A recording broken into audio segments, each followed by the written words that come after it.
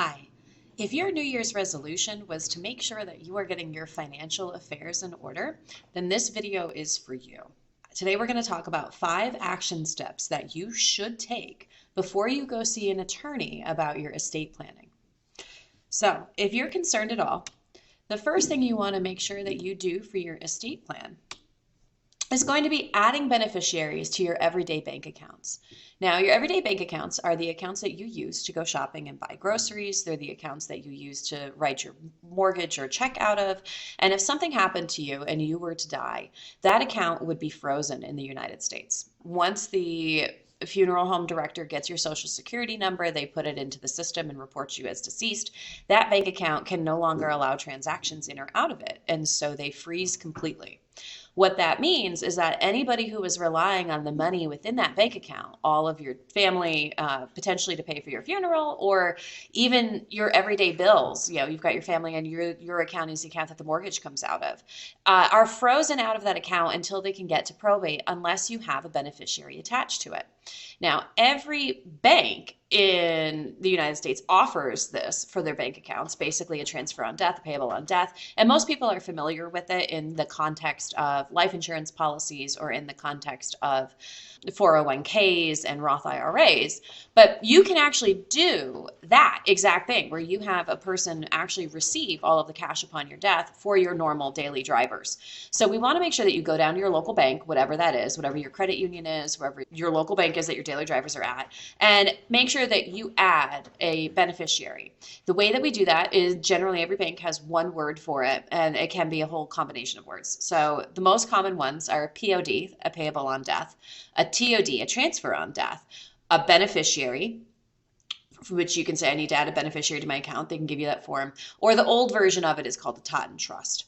So if you want to make sure that those accounts can move seamlessly to the next people who need them so that they can keep paying your bills if something should happen to you, add a beneficiary to your everyday bank account. This is the one thing that I will say, if I could make people do this, it will help us avoid so many more probate problems, especially if everything is all locked up in a beautiful trust, but you just didn't think about your everyday account. Even if there's only $100 in it, we still need to get this done. So number one thing on your list should be adding beneficiaries to your everyday bank accounts. Number 2 thing on your list should be actually organizing your finances. And I don't mean that in a Dave Ramsey way of knowing everything and all your budgeting, blah, blah, blah. This is actually a lot more general than that, and therefore it's a little less scary. We want to make sure that we know that someone could just pick up a sheet of paper that tells us where all of your accounts are. A lot of times we use multiple different institutions because someone had a better interest rate or this one had a better opportunity for the business. So I have business accounts here and I have personal accounts here. I need to know, as an estate planning attorney, and your family needs to know if something happens to you, the actual location of all of your accounts. So where do you bank? Do you have online banks? Where's your savings account? Where's your checking account? And the rough value of the amount of money that you keep in there, understanding that things fluctuate, just so that we know even where to look if something should happen to you.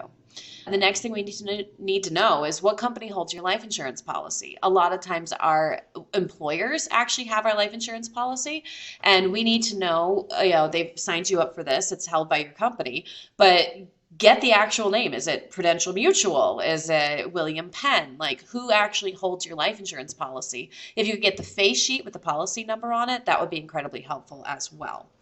Other than that, we also just need to know roughly what your monthly bills are. Not anything that's your consumer spending or your groceries, because in this scenario, you've died or you're not competent. Where's your mortgage? Where are your utilities? And most importantly, all of your insurances, especially if you're paying a monthly car insurance bill and you haven't paid that in full, or your homeowners, if you're paying that monthly and that hasn't been paid in full. You want to make sure that those items are listed out as to where they are, how much they are, and when they get paid. So that way, if something happens to you, your next in line can actually go ahead and pay that so that you don't end up running the risk of having the car insurance lapse. And then if we won't be able to have somebody step up and put it back on if you're dead, and it turns into a whole mess of problems. So just telling us roughly how you do those particular bills on a monthly basis is very, very important. After you have put beneficiaries on your bank account and organized your finances, your next step should be to update your healthcare proxy with your doctor or your hospital system. This is completely free to you. This is something that attorneys will charge you money to do, but this is completely free to you. A healthcare proxy is a person that can make a decision for you for your health at a time that you are unable to do that. Doctors and hospital systems absolutely need this, so this is something that they are willing to help you with. Now, when you go into your doctor's appointment, you need to ask them, do I have a healthcare proxy on file? And if they say no, you say, I'd like to put one on file. Can you help me with that? They may send you to their social services unit because you do need, in New York, 2 witnesses and a notary to make it official. But it is something that is absolutely free to you as long as you know where to ask. The other thing that you can do is register to be an organ donor. It's completely free to you. You can do it online. It's not something that you need an attorney or the DMV to do for you. That being said, if you do register to be an organ donor, make sure that you know if you are planning to donate your body to science, you cannot do both. Either you can donate your body to science or you can be an organ donor. You have to make that decision. Third, locate all of your important legal documents. You don't have to do anything with them. Just do not put them in a safe deposit box, but make sure that they're readily available and in a location that people can find. The most important ones are going to be your divorce decree. The divorce decree is something that holds up probate significantly if I don't have that in my hand. So make sure you have your divorce or your separation decree available, out and available to whoever your executor is going to be. Or at least if you don't have an executor, just have it out where the kids know where to find it. The other thing we're going to need is proof of death of other relatives. If you had people predecease you, we need copies of their death certificates or their prayer cards or their obituaries, anything to be able to show on a family tree who your family actually is, and if someone's predeceased you, so I could actually put that in there. The last thing we want to make sure you have out and available to whoever's going to take over are your tax returns. If you haven't finished your tax returns and you're behind on them, make that your 2024 goal, just to get caught up on filing your tax returns. Because when you die, unfortunately, the tax implications for the final years, if you're behind, don't go away.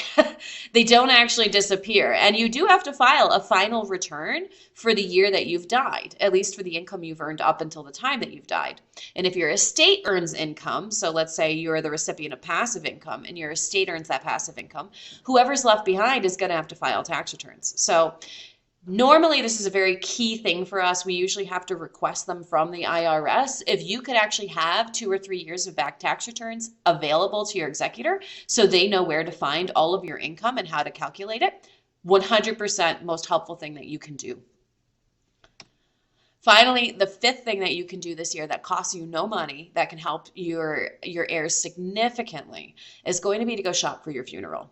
Now, it may seem a little morbid, but you can make it fun. Yeah, you're creative. It could be a good time. It could be a date night.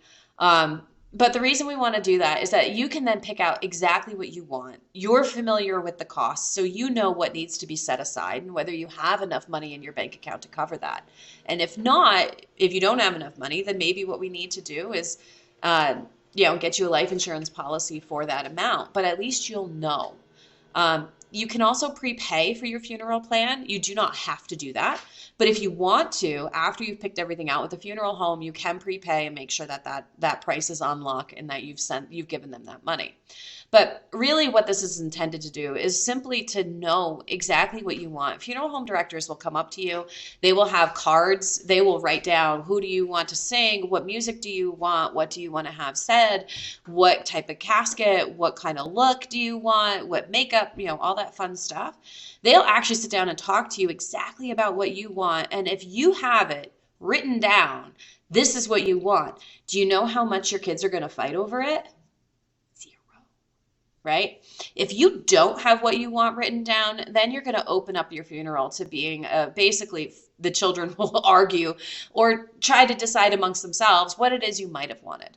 So in terms of helping people out, should something happen to you in 2024, go shopping for your funeral. Just figure it out. So to recap, those are the 5 ways that you can actually do a lot of estate planning without consulting an attorney and without spending any money. All right. I hope this helps you. Have a wonderful, happy, and prosperous 2024.